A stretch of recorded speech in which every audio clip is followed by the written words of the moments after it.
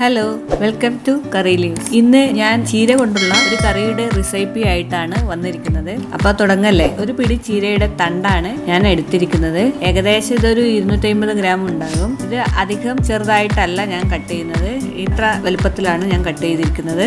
ഇനി ചീര പുളിങ്കറിയുടെ ഇൻഗ്രീഡിയൻസ് നോക്കാം. ചീരത്തണ്ട് മുറിച്ചത് ഏകദേശം ഒരു 250 ഗ്രാം ഉണ്ട്. തേങ്ങ ചിരകിയത് ഒരു ഹാഫ് ബൗൾ എടുത്തിട്ടുണ്ട്. ഒരു ലെമൺ സൈസ് വലുപ്പത്തിൽ പുളിയുണ്ട്. പിന്നെ ഒരു 3/4 ടീസ്പൂൺ ജീരകം, 2 വറ്റൽമുളക് എന്നിവയാണ് എടുത്തിരിക്കുന്നത്. പുളി നന്നായി ഞെരടി അതിന്റെ സത്ത് മുഴുവൻ എടുക്കാം. പുളി പിഴിഞ്ഞെടുത്ത വെള്ളത്തിലാണ് ചീരയുടെ തണ്ട് വേവിക്കുന്നത്. ചീരത്തണ്ട് മുറിച്ചത് നമുക്ക് കുക്കറിലേക്ക് ഇട്ട് കൊടുക്കാം. 1/2 ടീസ്പൂൺ മഞ്ഞൾപ്പൊടി ഇട്ട് കൊടുക്കാം. 1/2 ടീസ്പൂൺ ഉപ്പും ഇതിലേക്ക് ഇട്ട് കൊടുക്കാം. കുക്കർ അടച്ചു വെച്ച് ഫുൾ ഫ്ലെയിമിൽ ഒരു വിസിൽ വരുത്താം. ചീരപ്പുളിങ്കറിയുടെ അരവിലേക്ക് വേണ്ടിയിട്ട് നമുക്ക് 2 വറ്റൽമുളക് ഒന്ന് വറുത്തെടുക്കാം. അതിന് വേണ്ടിയിട്ട് 1/2 ടീസ്പൂൺ വെളിച്ചെണ്ണ ഒഴിച്ചിട്ടുണ്ട്. ഇനി ഇതിൽ നമുക്ക് വറ്റൽമുളക് വറുത്തെടുക്കാം.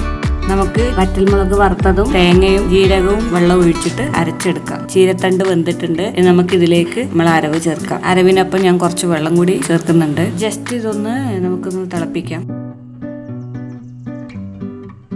ഇനി ചീരപ്പുളിങ്കറിയുടെ വറവാണ്. ഇനി വറവിന് വേണ്ടി കുറച്ച് ഓയിൽ ഒഴിച്ചു കൊടുക്കാം. ഇനി ഇതിലേക്ക് കടുകിട്ടിട്ട് ഒന്ന് പൊട്ടിച്ചെടുക്കാം. കറിവേപ്പിലയും ചുവന്ന മുളകും ഇടാം ഇതിലേക്ക്.